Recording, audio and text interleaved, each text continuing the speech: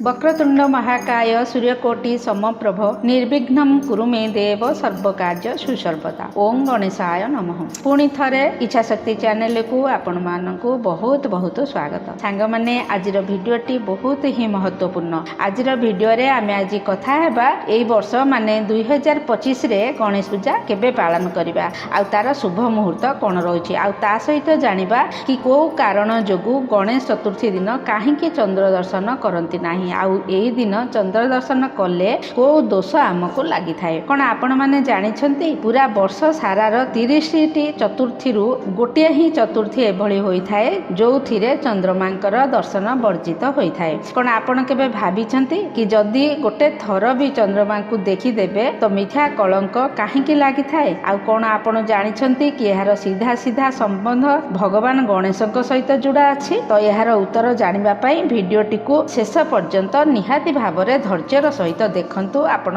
सबु उत्तर आर पाई परिबे। तो सांग माने जेतेबेले गणपति बापा घर को आसी थांती तो खाली तांकर मूर्ति आसी न थाए तांको सहित आसी थाए खुशी सुख समृद्धि आउ प्रत्येक काम रे आसुथिबा बाधा विघ्न र मुक्तिर आशीर्वाद। भाद्रव मासर कृष्ण पक्षर चतुर्थी को पालन करा जाउथिबा ए पावन पर्व विशेष करी गुजरात आउ महाराष्ट्र रे पूरा धूमधाम रे हस उल्लास रे पालन करा जाय थाए। किंतु एबे एहा समस्त सबु जगारे पूरा घरे घरे यह पालन करा जाउछि। एही पर्व पूरा 10 दिन पर्यंत चली थाए स्थापना ठारू अनंत चतुर्दशी विसर्जन पर्यंत। एही अवसर रे भगवान गणेशंकर पूरा विधि विधान सहित पालन करा जाय थाए। गणेश चतुर्थी रे विधि विधान रे पूजा आउ स्थापना करिबा परे पुनि तांकर विसर्जन मध्य करा जाय थाए। एथिरे आपण आपणकर समय सुविधार अनुसार 1.5 दिन नाही तो 3 दिन किबा 5 दिन कि 7 दिन किबा 10 दिन पर्यंत गणपति बापा को आपणकर घरे स्थापित करी पुणी तांकर विसर्जन करि परिबे।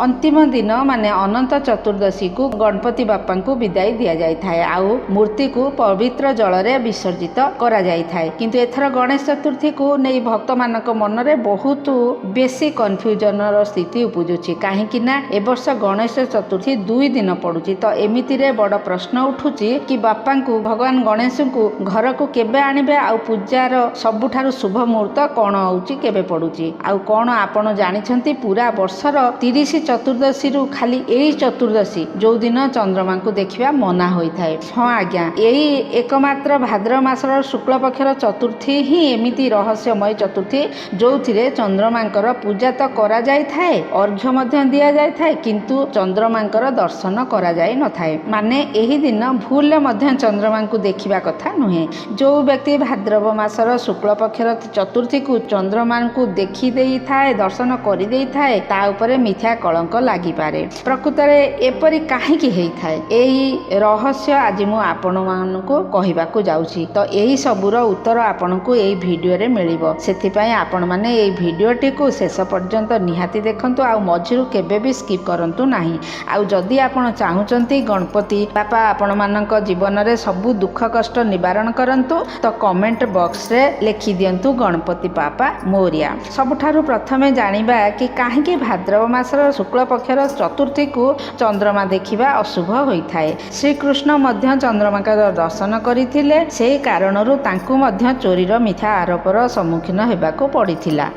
एही मिथ्या आरोपरू मुक्ति पाई भगवान कृष्ण को भगवान गणेशंकर पूजा करी मिथ्या आरोपरू मुक्ति पाई पारिथिले। पौराणिक कथा अनुसार भाद्रव पक्षर शुक्ल पक्ष चतुर्थी को भगवान गणेश चंद्रमा को श्राप देइथिले जोथि पाई एही दिन जो व्यक्ति चंद्रमा को दर्शन करि देई थांती ता उपरे मिछ आरोप लागि थाए। गोटे थर चंद्रमा गणेश भगवानंकर मुख को देखि तांकर मजाक उड़ैथिले तांकर उपहास करिथिले। सेहिथि पाई भगवान गणेश क्रोधित होई चंद्रमा को श्राप देले कि आज ठारू जिए भी तुमको देखिबो तांकु मिठा अपमानर भागीदार हेबाकू पड़िबो। एहा परे जेतेबेले चंद्रमा को तांकर भूल जणा पड़िला से ठीक कथा कोन भूल करिसंती जानि पारिले तो तुरंत से गणेश भगवान को क्षमा मागिले। तेबे जाई गणपति तांकु श्राप मुक्त करी कहिले एहा निश्चय हेबो मु जहा श्राप देइछि तेहा निश्चय हेबो किंतु वर्षकरे थरे ही एहार प्रभाव हेबो। सेही दिन ठारू भाद्रव मासर शुक्ल पक्षर चतुर्थीर दिन